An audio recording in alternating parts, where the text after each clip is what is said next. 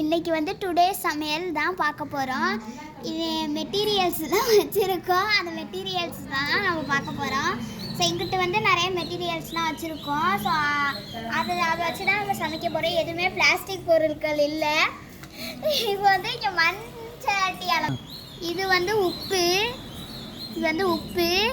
இது வந்து எல்லாத்தையும் அரைச்சி இந்த எப்படி சொல்கிறது, இது கடுகு, இது முருங்கைக்கீரை, இது வந்து முருங்கைக்காய், இது வந்து முருங்கைப்பூ, இது வந்து கருவேப்பில்லை, இது வந்து மிளகாத்தூள், இது வந்து மல்லித்தூள், இது உப்பு, இது ஜெல்லு, இது வந்து முருங்கைக்கீரையோட பூ, இதுவும் ஜெல்லு, இது வந்து முருங்கைக்காய், இது வந்து அரிசி, இது வந்து பருப்பு, இது வந்து சீரகத்தூள், இது வந்து